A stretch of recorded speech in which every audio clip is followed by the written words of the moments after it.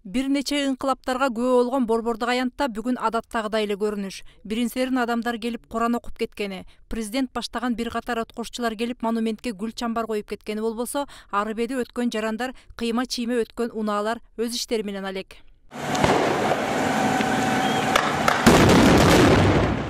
Мындан 11 жыл мурда дал ушул аянтта 87 эр азаматтар окко учуп, 1000ден ашуун адам жаракат алган. Кийинчерээк алган жаракаттары өрчүп кетип, каза болгондордун саны 100дөн ашкан.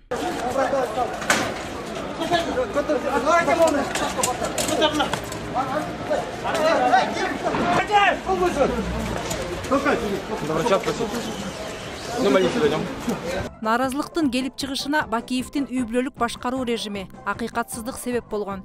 Жер-жерлерде нааразылык билдирип чыккан жарандардын башында тургандар камакка алынган. Ал эми ошол кездеги ички иштер министри Молдомуса Конгантиев Таластагы нааразылык акциясынын катышуучулары менен жолугууга барып, элге каршы ок атууга буйрук бергендиги айтылып келет. Бирок анын натыйжасы Конгантиевдин өзү үчүн өкүнүчтүү аяктаган. Милиция сейчас в данный момент полностью контролирует ситуацию в Таласской области. Я сегодня страдаю. Мне неудобно перед народом, что я выполнял указания.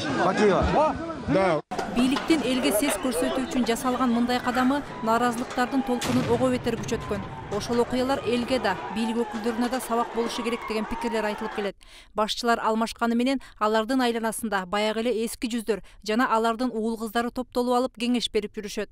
Ошол кезде вице-премьер-министр болуп турган Акылбек Жапаров азыркы бийликке да жакындоого аракет кылып жүрөт. Кеченки ушул төңкөрүш эле өзү бийлик элдин колунда экенин көрсөтүп койду. Элдин мүдөөсүн аткарып ушул жарандар өмүр кыйды. Биз эч убакта муну унутпашыбыз керек. Элге мыйзамды таптакыр бурмалабаса, келечекте мынагу өткөн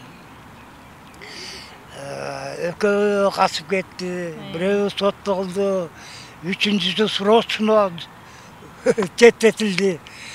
Ушулар сабак болсо болмок. Октябрдан баштап бир ай ушул эски аянт, жаңы аянтта чогуу жүрдүм. Садыр Жапаровдун балдары менен жашыргандан эле. Эми ошолорду кайталабаш керек. Мүмкүн болушунча жана эски партияларды келип атпайбы?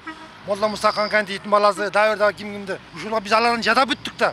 Ошон үчүн биякта ак үй өртөлдү, ошон үчүн талкаланды. Кайта эле эски партиялар келет, урмантуу мекендештерим.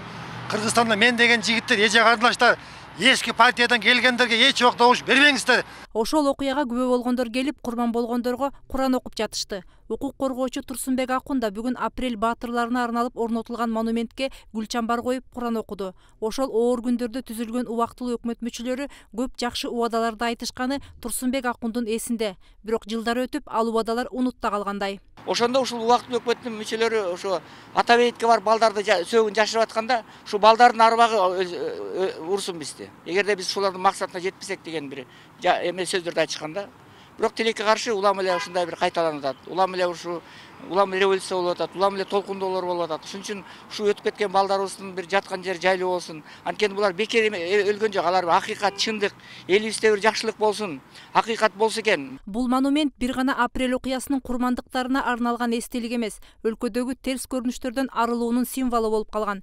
2011-жылы өткөрүлгөн сынакта 36 эмгектин ичинен тандалып алынып тургузулган эстелик бүгүнкү күндө апрель ыңкылабын эскерүүчү борборго айланды. Бул ак менен караны ажыратып, кара ташты эл түртүп тургандай элес калтырган эстелик 2010-жылдагы ыңкылаптан кийин 2011-жылы орнотулган. Андан бери 10 жылдан ашык убакыт өттү. Элибиз бир катар митингдерди жана төңкөрүштөрдү баштан кечирди. Бирок өткөндөн сабак албагандайбыз. Ошол кездеги паракорчулук, уурулук, элди алдоо, бийликке умтулуу сыяктуу терс сапаттардан арыла албай келебиз. Ал эми эл жакшылары оңолот деп үмүт арткан элдин жашоосу күн өткөн сайын оорлоп барат. Мээрим Ташыбекова, Аскар Шашаналиев, 7 канал, Бишкек.